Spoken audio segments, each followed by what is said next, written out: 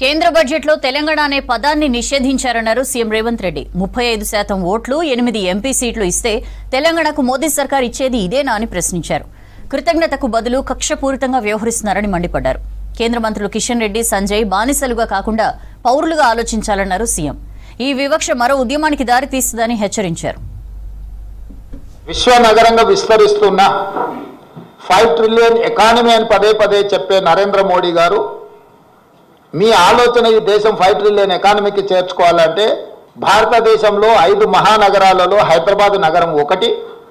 ఈ హైదరాబాద్ నగరానికి మెట్రో విస్తరించడం ద్వారా ఇక్కడ మౌలిక వసతుల యొక్క అభివృద్ధిని చేయడం ద్వారా విదేశాల నుంచి పెట్టుబడులను ఆకర్షించి లక్షలాది మంది నిరుద్యోగ యువకులకు ఉద్యోగ ఉపాధి అవకాశాలు కల్పిస్తే దేశం యొక్క ఎకానమీ పెరుగుతుంది అని చెప్పి వారికి చెప్పడం జరిగింది.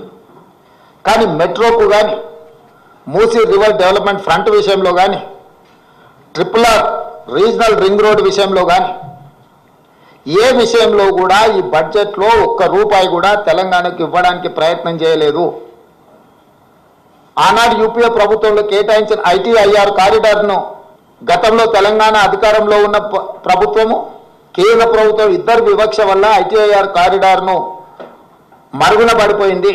ITIR కారిడార్ వస్తే పెట్టుబడులు వస్తాయి, పెట్టుబడులతో పాటు IT రంగ నిపుణులకు వేలాది లక్షలాది ఉద్యోగాలు వస్తాయి.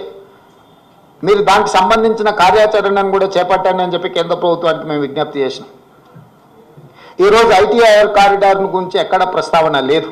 ఈరోజు రైతులను ఆదుకోవడానికి ఒక ప్రత్యేక కార్యాచరణ ఏది తెలంగాణ రాష్ట్రానికి ఇవ్వలేదు. ఎడ్యుకేషన్ పట్ల కానీ, ఇరిగేషన్ పట్ల కానీ, హెల్త్ పట్ల కానీ, ఎంప్లాయ్మెంట్ పట్ల కానీ ఏ ఒక్క అంశంలో కూడా కేంద్ర ప్రభుత్వము తెలంగాణ యొక్క అభివృద్ధి కోసము ఆలోచన చేయలేదు.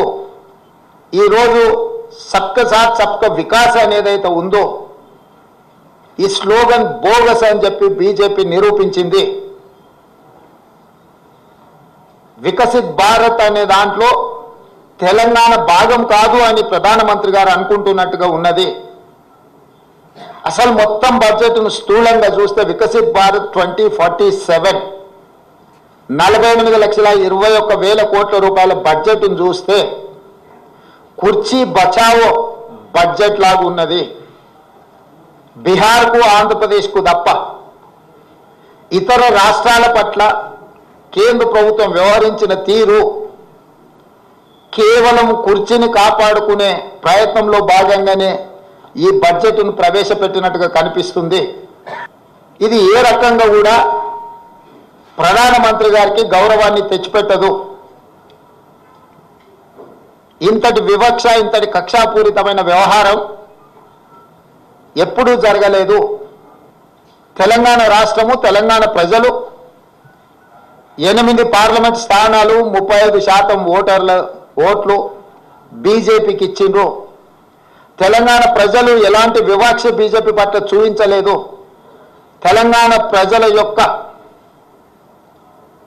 నిర్ణయం వల్ల ఈరోజు నరేంద్ర మోడీ గారు ప్రధానమంత్రిగా కుర్చీలో కూర్చున్నారు.